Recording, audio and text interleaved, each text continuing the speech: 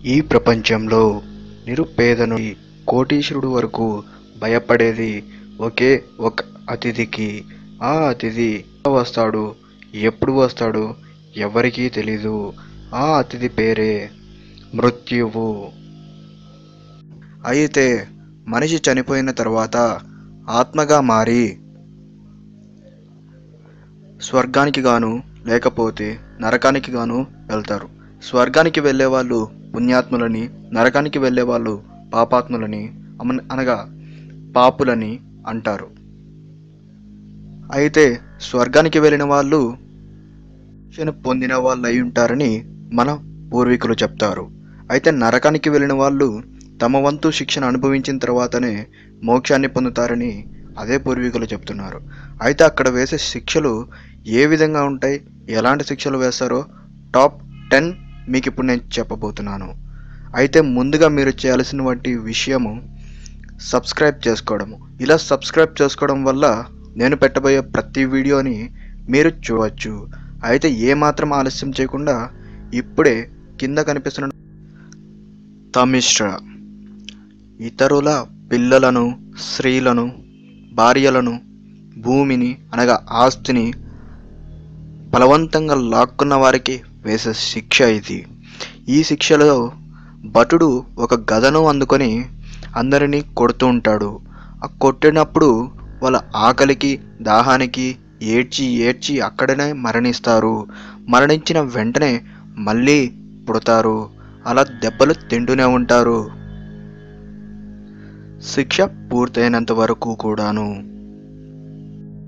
తర్వాత అందత మిశ్ర.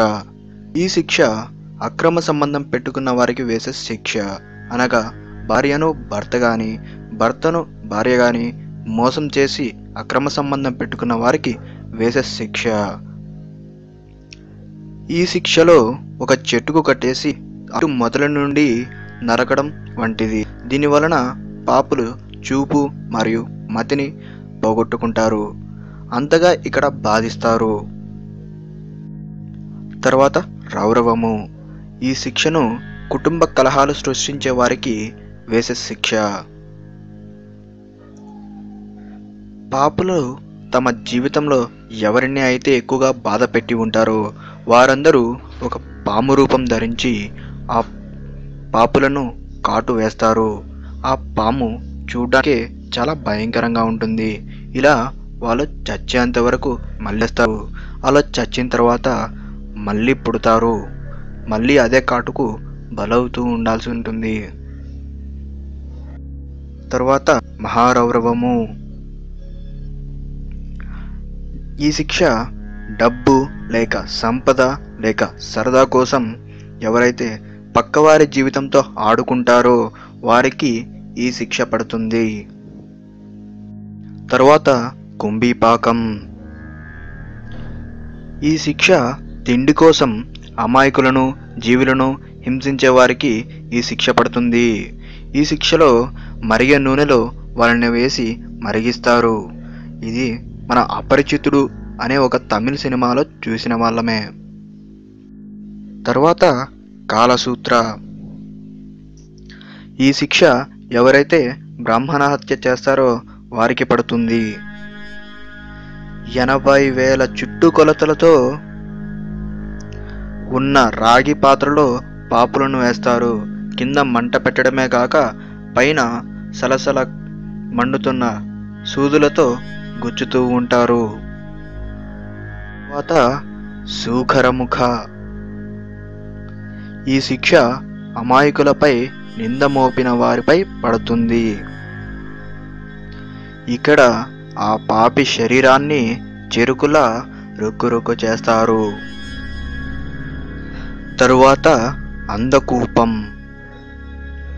పాపులను ఒక చీకటి గదిలో వేసి ఆ పాపి బ్రతికి ఉన్నను హింసించాడు ఆ జంతువులన్నీ కూడా అతడిని శిక్షిస్తాయి.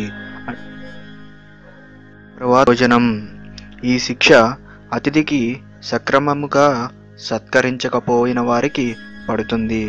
ఇక్కడ పాపిని రకరకాల క్రిములకు భోజనంగా వేస్తారు. సండంశ. ఈ శిక్ష అవినీతిని మూట కట్టుకున్న వారికి పడుతుంది. ఇక్కడ పాపుల చర్మాన్ని ఎర్రగా కాలుతున్న ఇనుప కడ్డీలతో వేరు చేస్తారు. అలా ప్రతి భాగాన్ని నరికి చర్మాన్ని వేరు చేస్తారు. చూశారుగా ఫ్రెండ్స్, మరిన్ని ఇలాంటి వీడియోస్ చూడాలనుకుంటే ఇప్పుడే సబ్స్క్రైబ్ చేయండి.